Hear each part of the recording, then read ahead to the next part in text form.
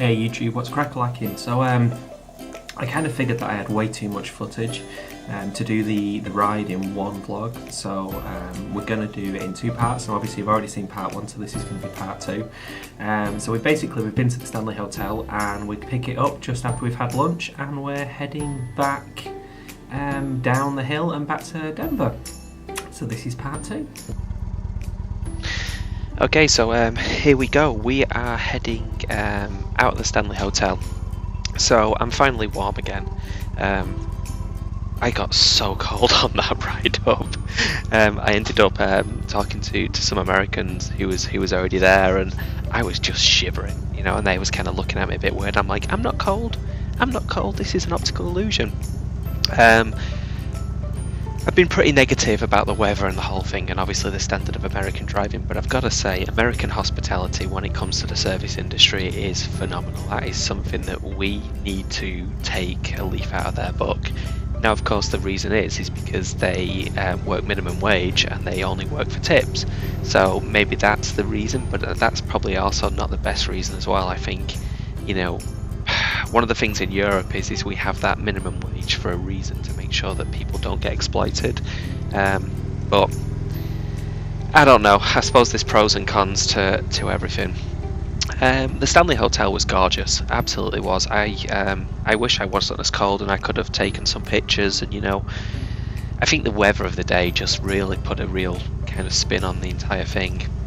So I mentioned as we came in, this is the actual pay booth that we actually missed. I don't know how we managed to completely drive past it. Andy and Mark, they ended up having to pay for parking, but obviously I managed not to, so you know, winning on that one. The truck that just went past, God, if I lived in the US, that would be what I had. I know it's completely redneck, I don't care. Those, like the F-150 extended cab pickups with the high lift kits, wow. They've got some serious road presence. I mean, we don't see anything like that really on the roads in the UK. And I mean, going back to the roads can handle it. You know, they are big enough to handle that kind of additional size of vehicle. I'm amazed that though they're not classed as commercial vehicles, because they are absolutely massive, absolutely massive. Coming back on the actual freeway, we spotted a I think it's a SVT SUV, and it's one with like the supercharger. And he ended up trying to get back onto the freeway on the exit on the entry ramp, and of course, being in the US, no one was letting him in, so he gunned it. And the sound that it made, I am a big sucker for superchargers. You know, I love turbos, but the sound of a supercharger just winding up, absolutely brilliant. So the start of the ride is this kind of, I wouldn't say suburban, but you know, it's definitely not highway, and it's definitely not, you know, nice mountain road. There's a lot of, you know, little interstates and sections to attempt. The plan is that we're going to now head up to the lookout point at Estes Park, so that we can try and get a few pictures. To be honest with you, again, the weather. A couple of days later, when we're actually walking through Denver, someone pointed out, oh look, there's the mountains, and it was the first time we'd actually seen them, which is kind of crazy considering that we'd actually ridden into the actual national park where the mountains were. But it was weird. The cloud base was so low. I would love to go back at another point just to experience the ride from a different perspective. Like I said, what's crazy is later in the day, absolutely gorgeous sunshine, and what was interesting is then the amount of bikes that I saw within the Denver town. As soon as it was sunny, everyone was out on the bikes, lots of Harleys, lots of street rods. You know, and again, going back to what I was saying, I think I've now got past the point where I actually would like a bike of this type, because having ridden one, it's not for me. In the US, absolutely works brilliantly. For me in the UK, as kind of a commuting bike, I don't think it's gonna really be a decent option. I love my bike. I know it's a bit big, I know it's far too powerful, but it's a great bike to ride in the UK, and it's still nimble enough to commute on, which is really good. So at this point in the ride, I'm obviously just set off. Still wet from the knee down, but I'm at least a lot warmer than I was. I'm actually wearing a jumper now underneath my jacket, which I was hoping was gonna help with the coldness just from the spray. The actual base temperature wasn't that bad, but obviously it was just the spray. The spray from the water, which just soaked everything absolutely through. This area is kind of, like I said, it's a weird area. It's, you come out of the hills, and then you're just greeted with this kind of, I imagine where all the public services are. I imagine there's schools there, and pharmacies and so on. I didn't see any hospitals or anything, but it just kind of appeared all of a sudden. It's weird, and the fact is you're at a plateau as well, which is very, very hard to kind of show from an elevation standpoint. We are a lot higher now than where it was in Denver, the city, and obviously Denver being called the Mile High City just because of the base altitude. I struggled for the entire week of the trip with my nose. I kept saying to someone, it actually felt like somebody had punched me, because my nose was so sore. I was constantly trying to blow it. It just felt horrible. And people were saying, oh yeah, that's the elevation. I actually woke up on Tuesday morning with a nosebleed, which I never have nosebleeds. My pillow was covered in blood, and I think it was just as part of the elevation. So this is nice. Like I said on the way in, this is actually a road that goes in the middle of two reservoirs. Pretty nice, pretty scenic. Obviously it's a shame the pylons are there, but that's the curse of the photographer, trying to make sure you don't have the man-made artifacts showing in an area where it's all natural beauty. But these things happen. Lovely smooth roads. America's definitely got that down from a road perspective, but going back to England and versus the US, we are a growing community within an area that has very little space, whereas America has a lot of free space and they can do planned communities. The way that they have their towns laid out with the block system, which is basically a grid, fantastic. It is very, very difficult to get lost. Basically, if you just keep turning right, you're going to end up back to where you started. Obviously, anybody from the UK, that we're not set out like that. It's very easy to get lost in the UK.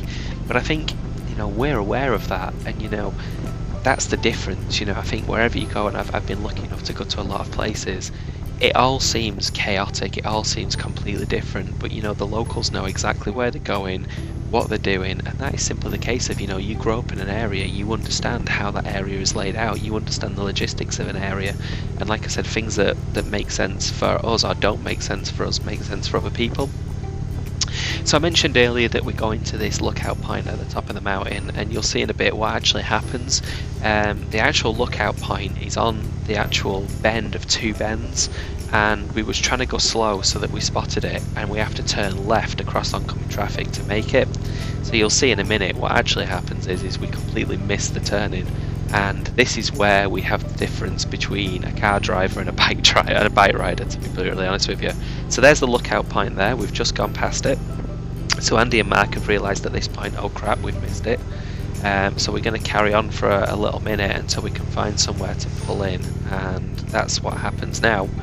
Now this is the thing, the actual road, the transition from the road to the pull-off, we're on tarmac and then we move to the pull-off, and it is a massive, you can see how much the bike wobbled then.